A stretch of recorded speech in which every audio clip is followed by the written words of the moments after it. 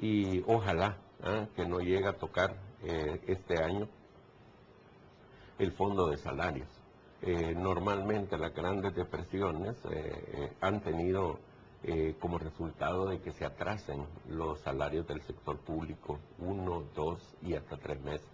Eso puede suceder en el caso salvadoreño, ojalá que no, y rogamos a Dios que no suceda. Pero creo que un buen consejo para la población es que no crean de que su cheque de salario va a salir en el día o en la semana adecuada. Pueden ocurrir atrasos y espero de que no sean muy grandes. Por supuesto que si la reducción del consumo se da como usted lo está diciendo, esto va a traer un impacto en la generación del IVA y la renta. ¿En qué medida podríamos esperar ese impacto y qué significa realmente? ¿Y qué pasa si hay atrasos y el Estado no tiene de dónde echar mano? ¿Va a tener que aumentar impuestos o qué deberíamos hacer? Bueno, por el momento se tiene que gestionar mayor financiamiento externo. Nosotros en los últimos meses en que yo estuve de presidente del colegio, planteamos la necesidad de que el gobierno gestionara 1.000 millones de dólares adicionales para poder resolver los compromisos del sector público, ya no del sector privado, durante el resto del año. Porque preveíamos que se iba a dar una situación parecida, no tan grande como realmente está sucediendo. Creo de que esa cifra deberá aumentarse por lo menos a 1.500.000, 1.500 millones de dólares, y por el otro lado pues tienen que hacerse fuertes reducciones del gasto. Creo que el nuevo gobierno no podrá llevar adelante sus programas sociales, e incluso algunos programas sociales tendrán que ser disminuidos y fijar prioridades. Yo creo que la población está muy consciente de la situación crítica que se está presentando y por el otro lado tiene que hacer un gran esfuerzo a su vez para ayudar a superar esta crisis. El presidente Saca en algún momento dijo, si quitamos los subsidios puede haber un incendio social. La iglesia ahora dice, queremos que no se quiten, pero la realidad es que no hay más dinero para sostenerlos. Sí, efectivamente, el problema es de financiamiento. Y por el otro lado también ocurrió de que esos subsidios, si bien favorecen a la mayoría de la población, pero también no están adecuadamente focalizados. Eso ya fue planteado desde hace mucho tiempo, sin embargo nunca se le dio solución.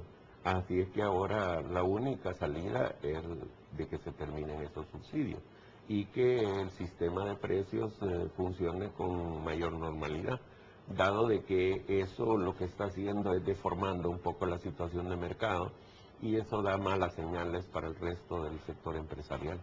¿Va a haber una inflación, licenciado Ruiz? Es decir, porque el impacto del costo de energía eléctrica es casi del 30% en la factura de las casas, pero también en lo industrial, en lo productivo va a tener un impacto. Sí, efectivamente se está dando una situación de lo más rara, porque en situaciones de depresión y de crisis, lo normal es que disminuyan los precios. Sin embargo, en esta ocasión tenemos problemas muy especiales en el caso de El Salvador, como por ejemplo la eliminación de subsidios, que necesariamente llevará a un aumento de precios. Pero además tenemos el problema de que los precios del petróleo también se van a aumentar durante estos meses. Entonces, es una situación en donde sí vamos a tener un nivel de inflación bastante importante. ¿Eso nos va a llevar a estancamiento económico?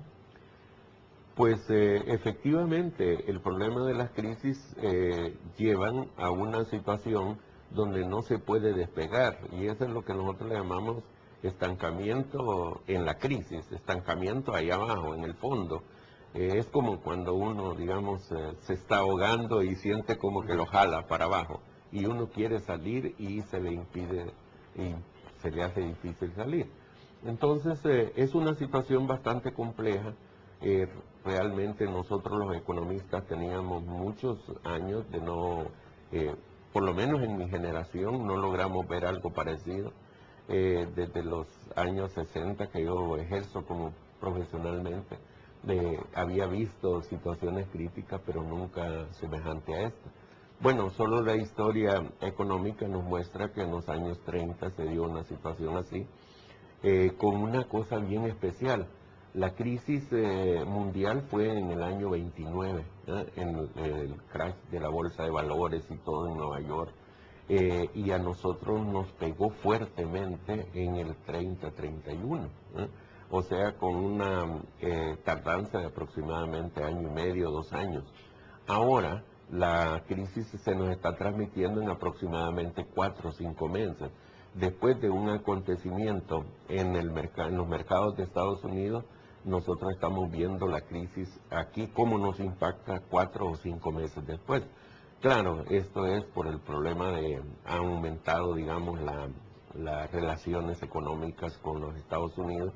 Ahora somos mucho más dependientes de ellos que en los años 30 y por lo tanto el impacto se va a transmitir más rápidamente y va a ser mucho más fuerte. Dentro de lo posible, licenciado, usted habla de la imposibilidad en la cual podría llegar a caer el próximo gobierno en el cumplimiento de las metas sociales, pero al mismo tiempo son esos proyectos sociales o esa capacidad de inversión que puede tener el Estado en nuevas fuentes de trabajo, en proyectos, la que de alguna manera se ve obligada porque es como el mayor inversionista que puede tener este país.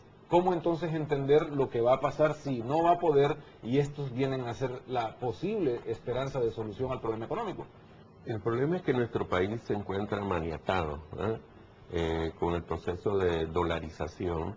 La economía entró en lo que se llama piloto automático y las posibilidades, digamos, de manejo de la economía nacional por parte del sector público están tremendamente limitadas por su presupuesto.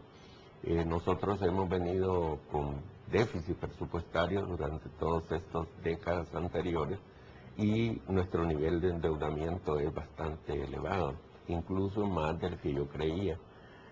Si nosotros sumamos la deuda pública con la deuda privada, andamos aproximadamente por los 16.000 millones de dólares. Eso para un país como el nuestro es pesado, pues, o sea, no tenemos posibilidades reales, digamos, de poder pagar, digamos, esa deuda si no tenemos un crecimiento económico de al menos un 4, 5 a un 5 o 6%.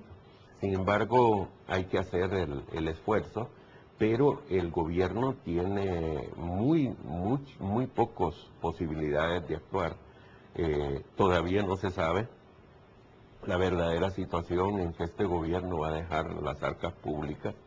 Todo lo que se está escuchando, parecería que exageraron el gasto durante los primeros meses del año y por lo tanto va a hacer falta dinero para los gastos normales, corrientes del gobierno durante los últimos 6 meses.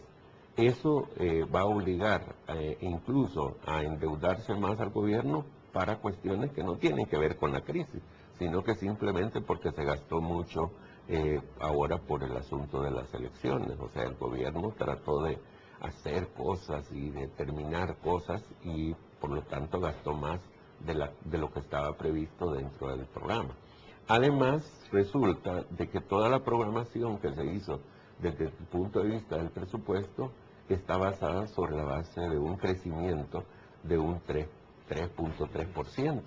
Y realmente lo que vamos a tener es una caída del Producto Interno Bruto con un crecimiento de tipo negativo. Eso va a hacer de que los impuestos, los ingresos tributarios sean mucho menores de los previstos y si además se ha gastado más de la cuenta durante los primeros meses, entonces la situación va a ser muy crítica. O sea, el nuevo gobierno va a recibir prácticamente